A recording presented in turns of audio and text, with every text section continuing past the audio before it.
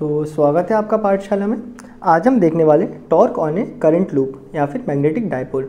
तो बेसिकली होता क्या है, आप सबने मोटर तो देखा होगा घर में। मोटर जो घर में जो अपना मोटर होता है या फिर जो अपना फ़ैन होता है, तो फ़ैन पहले रोटेट नहीं कर रहा होता है। फ़ैन के अंदर एक कॉइल होता है, डन। तो फ़ैन पहले रोटेट नहीं करता है, लेकिन जैसे ही हम करंट चालू करते हैं तो फ़ैन रोटेट करना शुरू होता है।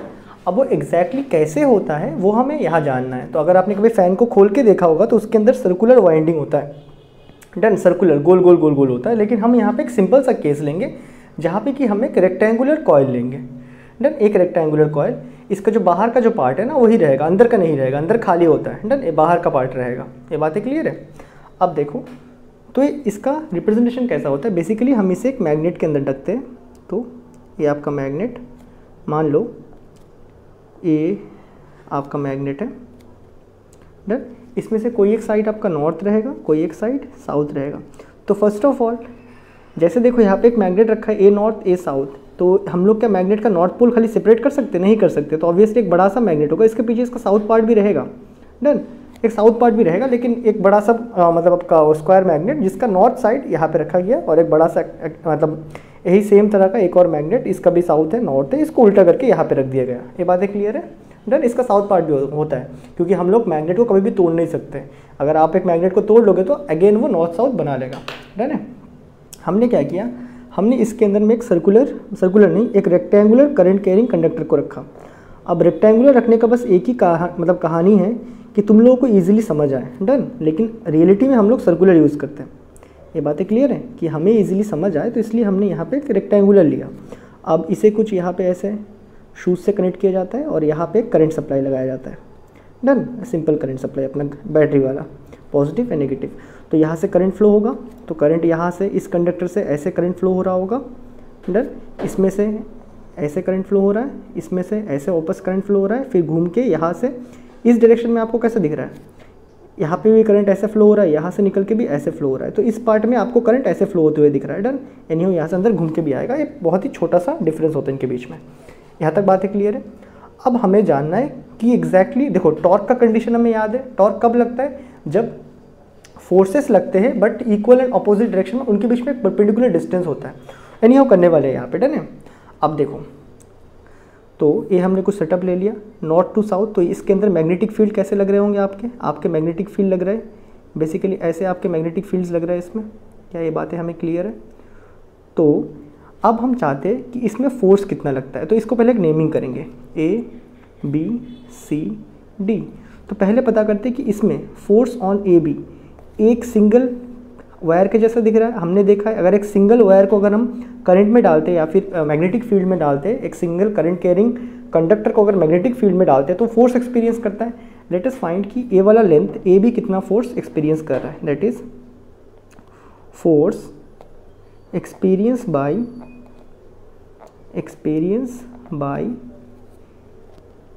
AB side of the loop.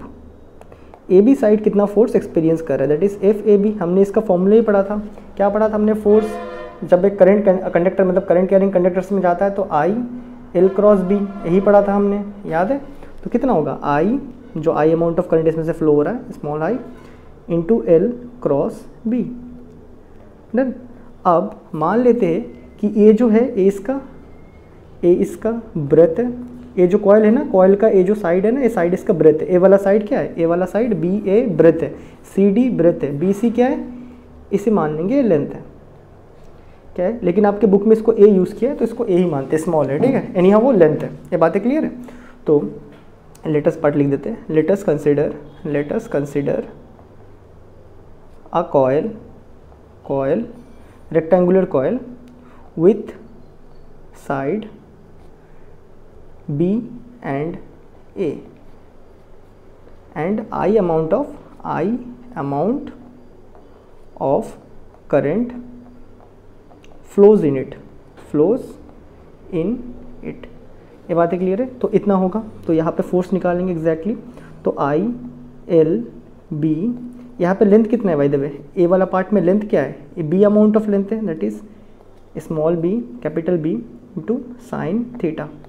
अब साइन थीटा इसमें क्या होगा? मैग्नेटिक फील्ड का डायरेक्शन इस तरफ है, हम लोग करंट के डायरेक्शन में लेंथ का डायरेक्शन मान रहे हैं, तो इनके बीच में एंगल 90 डिग्री, तो साइन 90, तो साइन 90 का वैल्यू 1, तो आई बी बी आने वाला है आपका फोर्स ऑन ए बी।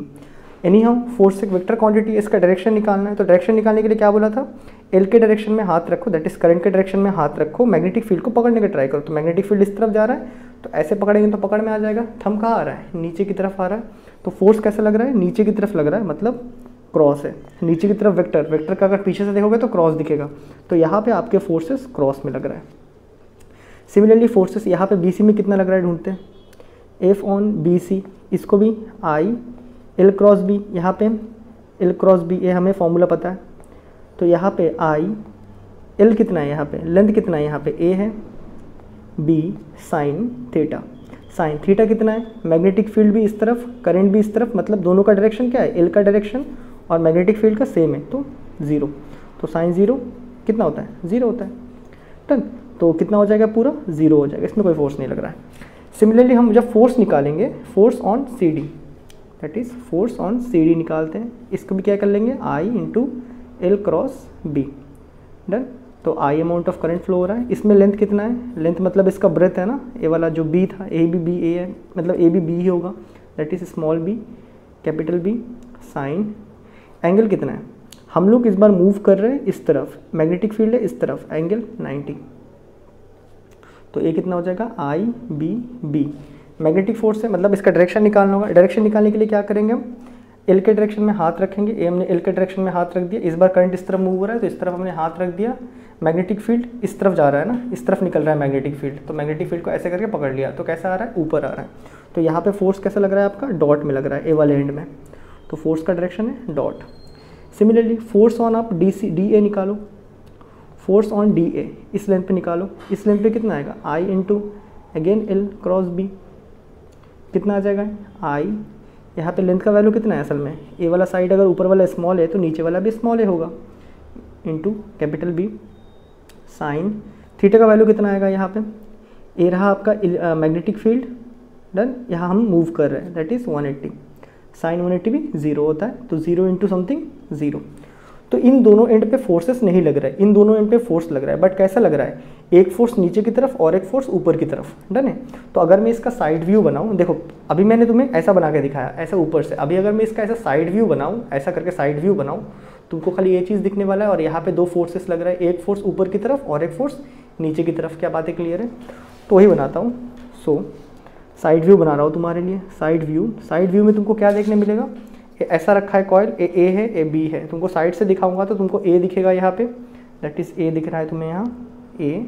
एक फोर्स इसमें नीचे की तरफ लग रहा है, एक फोर्स, एक एंड पे फोर्स नीचे की तरफ, इस एंड पे फोर्स नीचे की तरफ क्रॉस में लग रहा है, that is F due to क्या ए बी। और एक एंड पे फोर्स लग रहा है अपवर्ड की तरफ, इस एंड पे अपवर्ड फोर्स लग रहा है, that is F due to C D. ये बातें क्लियर है? ऐसा कुछ कंडीशन बन रहा है। अब देखो तो अगर हम देखें तो ऐसे कुछ फोर्सेस लग रहा है, तो ऐसे इसको घुमाने वाला है, तो हम यहाँ पे लिख देते हैं कैसा घूमने वाला है, ऐसा करके घूमने वाला है। कैसा? ऐसा करके घूमने वाला है। डन? ये बातें क्लियर है? तो ये हमने लिख दिया। तो हमें दिख रहा है इस केस में इक्वल एंड अपोजिट फोर्सेज है, दिख रहा है। इसका भी वैल्यू कितना आया था, आई बी बी आया था, इसका भी एफ ए बी भी कितना आया था तुम्हारे पास, आई बी बी आया था। So we can observe equal and opposite forces are acting, so it will produce torque. ये क्या टॉर्क को प्रोड्यूस करेगा। और टॉर्क का कितना मतलब वैल्यू होगा, टॉर्क क्या होता है, torque is equal to force, that is force into perpendicular distance. यही होता है ना, फोर्स इंटू परपेंडिकुलर डिस्टेंस। तो यहाँ पे torque is equal to force कितना लग रहा है, I B B, perpendicular distance कितना है इन दोनों फोर्सेस के बीच में, परपेंडिकुलर डिस्टेंस यहाँ बीच से लोगे तब भी ए बाई टू, यानी हो कितना है, परपेंडिकुलर डिस्टेंस इन दोनों फोर्स के बीच में कितना है, ए है, that is a. So torque कितना आ रहा है, टॉर्क एक वेक्टर क्वांटिटी होता है, आई बी बी ए। इसको थोड़ा सजा के लिख लेंगे, क्या हमें देखने में कुछ ऐसा लगेगा, torque is equal to I into B लिख देते हैं और यहाँ पे बी इंटू ए। ये बी क्या है, ब्रेथ है, ए क्या है, लेंथ है, that is length into breadth या ब्रेथ इंटू लेंथ क्या बताता है आपको, एरिया बताता है। तो टॉर्क का फॉर्मूला यहाँ से निकल के आता है आपके पास आई बी ए। यहाँ तक बातें क्लियर है। यहाँ पे हमने कितना टर्न लिया था, 1 टर्न लिया था, तो 1 टर्न के लिए इतना टॉर्क प्रोड्यूस होगा, डन, 1 टर्न के लिए इतना टॉर्क प्रोड्यूस होगा। अब हमें पता है टॉर्क एक क्या क्वांटिटी है आपका, टॉर्क एक वेक्टर क्वांटिटी है, डन, टॉर्क एक वेक्टर क्वांटिटी है, तो इसका कुछ वेक्टर रिप्रेजेंटेशन बनेगा। जैसे हमने देखा था फोर्स के केस में torque is equal to F R sine theta देखा था, तो सिमिलरली यहाँ पे भी टॉर्क है, तो यहाँ पे भी एक साइन थीटा लगाना है आपको। तो साइन थीटा किस किस के बीच में बेसिकली एंगल होगा, देखो मैग्नेटिक फील्ड भी एक वेक्टर है, एरिया भी एक वेक्टर है, तो क्या मैं टॉर्क का ये फॉर्मूला लिख सकता हूँ। ऑल्सो अगर मुझे थीटा प्लेस ही करना पड़े इनके बीच में, जैसे टॉर्क एक वेक्टर क्वांटिटी है और इसको हम साइन थीटा के टर्म पे लिखना चाहते हैं, तो हम इसको कैसे लिख देंगे, आई मैग्नेटिक फील्ड क्रॉस ए, क्योंकि हमें पता है और हम यहाँ पे देख सकते हैं यहाँ पे साइन का वैल्यू कितना है, 90 है। क्यों, ये जो ए एरिया वेक्टर, देखो एरिया वेक्टर आपका ए भी है, ए वाला भी एरिया वेक्टर है, ए वाला भी एरिया वेक्टर है, इनके बीच में दैट इज़ अगर तुम इसको ऐसे देखोगे, ये कॉइल को ऐसे देखो, ये नॉर्थ से साउथ यहाँ पे जा रहा है मैग्नेटिक फील्ड, ए एरिया वेक्टर है और ए तुम्हारा मैग्नेटिक फील्ड, इनके बीच में यहाँ पे एंगल वाई भी कितना था, 90 डिग्री था। इसीलिए ऐसा expression I B A into sine 90 आया था, साइन 90 का वैल्यू 1 हो गया था। लेकिन कभी तो हो सकता है ना कि ये वाला एंगल कुछ ऐसा होगा, डन, ये वाला एंगल ऐसा कब होगा, जैसे मैग्नेटिक फील्ड ऐसा रहेगा और आपका कॉइल कुछ ऐसा घूम जाए, ऐसा आपका कुछ कॉइल टर्न हो जाए, ऐसा कुछ टर्न हो जाए और मैग्नेटिक फील्ड ऐसा चालू रहे, तो इस केस में क्या हो रहा है, कुछ एंगल बन रहा है, यहाँ पे दिख रहा है ना, तो इस केस में साइन थीटा आएगा। लेकिन इस केस में थीटा 90 था, तो हम लोग इसको डायरेक्टली बी क्रॉस ए लिख सकते हैं कि टॉर्क ए भी होता है। अब एक इम्पॉर्टेंट बात कि मैं इसको मैग्नेटिक मोमेंट के टर्म पे बताऊंगा, वो ध्यान देना। तो अगर आपको याद हो तो मैंने जब एक कॉइल पढ़ाया था आपको, ये वाला कॉइल, तो मैंने यहाँ से करंट दौड़ाया था, ऐसे करके करंट दौड़ाया था, फिर मैंने बताया था कि इसके अंदर ऐसे कुछ मैग्नेटिक फील्ड वगैरह, याद आ रहा है आपको ना। मैंने इसका मैग्नेटिक फील्ड का डायरेक्शन कैसे निकाला था, ऐसा करके, मतलब जो कॉइल में जो करंट क्या है, ऐसे करके ऊपर से फ्लो होकर आ रहा है ना, तो ऐसे करके निकाला था, तो ऐसा मेरे पास थंब आया था, डन, ऐसे करके घुमाया था, तो ऐसा मेरे पास थंब आया था। थंब किसको, नॉर्थ को पॉइंट करता है, तो मतलब है नॉर्थ ए साउथ, ऐसे करके। और मैंने इसको मैग्नेटिक मोमेंट भी बताया था। और अगर आपको याद हो मैंने मैग्नेटिक मोमेंट का फॉर्मूला क्या बताया था आपको, ठीक है, नहीं उसमें बात करेंगे, मैग्नेटिक मोमेंट का जो फॉर्मूला बात किया तो भी बात करें। तो मैग्नेटिक मोमेंट पे मतलब मोमेंट का डायरेक्शन कैसे निकालते हैं, करंट के डायरेक्शन में हाथ को कर्ल करो, जो थंब का डायरेक्शन आएगा मैग्नेटिक मोमेंट का डायरेक्शन होगा।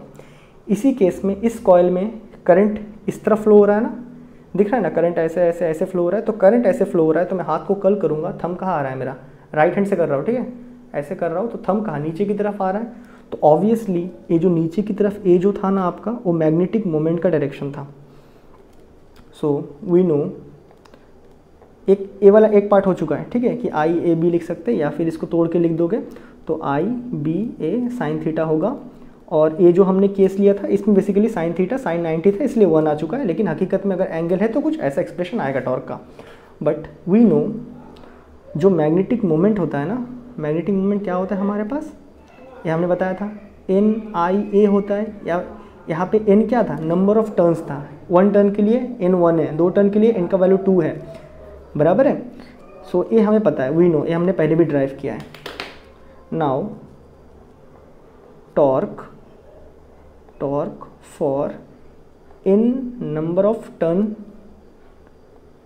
कॉइल, अगर कोई कॉइल में n नंबर ऑफ टर्न है तो उसमें कितना टॉर्क लगेगा।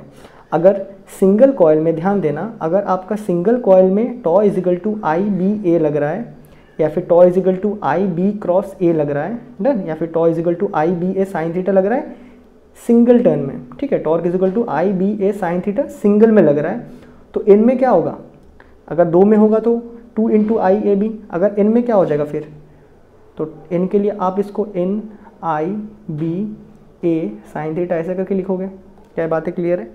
अब अगर इसको हम लोग थोड़ा और सजा के लिखते हैं, torque is equal to n I A एक साथ और b साइन थीटा अलग से, तो n आई ए ये क्या चीज़ है, मैग्नेटिक मोमेंट है ना, तो torque is equal to magnetic moment लिख सकते हैं, और यहाँ पे b और साथ में साइन थीटा भी आ रहा है हमारा। यहाँ पे तो साइन थीटा 90 हो गया था, बट हकीकत में तो साइन थीटा एग्जिस्ट करता है। ये बातें क्लियर है। यानी हो सिंपल सी बात याद रखना, अगर कोई भी वेक्टर क्वांटिटी आ रहा है ना और उसके सामने में कोई भी दो टर्म्स आ रहे हैं और यहाँ पे एक वेक्टर लिख के रखा है, बराबर, और सामने क्या है, सामने भी दो वेक्टर्स हैं, डन, तो याद रखना वहाँ पे साइन थीटा लगना ही लगना है, तय है, कोई भी एक्सप्रेशन लगेगा। यहाँ तक बातें क्लियर है। अब देखो, तो क्या मैं इसको लिख सकता हूँ, torque is equal to M vector cross B vector, तो ये भी एक फॉर्मूला है बेसिकली इसका, डन, कि टॉर्क को हम लोग मैग्नेटिक मोमेंट इंटू बी से भी निकाल सकते हैं। और मैग्नेटिक मोमेंट कैसे निकालते हैं हम, करंट के डायरेक्शन में हाथ को कर्ल करो, फिर नीचे का जो डायरेक्शन आएगा वो क्या बताएगा, साउथ, या फिर नीचे का जो डायरेक्शन है वो नॉर्थ बताएगा, उसका पीछे वाला साउथ होगा। जैसे कि मैग्नेटिक मोमेंट क्या होता है आपका, ये आ गया आपका north south, south to north आपका मैग्नेटिक मोमेंट होता है। डायरेक्शन तुम्हें पता है ना, ये तो मैंने पहले भी आपको पढ़ा है कि मैग्नेटिक मोमेंट का डायरेक्शन क्या होता है, साउथ टू नॉर्थ। ये बातें क्लियर है, डन। तो ये था बेसिकली आपका डेरिवेशन कि टॉर्क कितना एक्सपीरियंस होता है एक करंट कैरिंग लूप जब हम उसको मैग्नेटिक फील्ड में डालते हैं, डन है। तो ये जो डेरिवेशन है, ये डेरिवेशन आप, ये फॉर्मूला भी काफ़ी इंपॉर्टेंट है, ये फॉर्मूला भी काफ़ी इंपॉर्टेंट है, ये वाला फॉर्मूला भी काफ़ी इंपॉर्टेंट है। और एक टिप है, आपको अगर क्वेश्चन पूछते हैं तो आप सिंगल टर्न के लिए निकालोगे, सिंगल टर्न के लिए आप निकाल लोगे और उसको n से मल्टीप्लाई कर दोगे। ये बातें क्लियर है, तो आपको टोटल टर्न के लिए मिल जाएगा अगर n नंबर ऑफ टर्न दिया है तो आई होप आपको ये वीडियो बहुत बढ़िया से समझ आया होगा कि torque on A current loop या मैग्नेटिक डाइपोल, इसका जो रिलेशन है। मैग्नेटिक डाइपोल हमने बहुत पहले पढ़ लिया था, आप ये जो प्लेलिस्ट है इस चैप्टर का, इस पर आप देख सकते हो, हमने बहुत पहले करवाया था मैग्नेटिक डाइपोल मोमेंट। तो आई होप आपको ये वीडियो बहुत बढ़िया से समझ आया होगा और मैं मिलता हूँ आपसे नेक्स्ट वीडियो में, तब तक के लिए गुड बाय।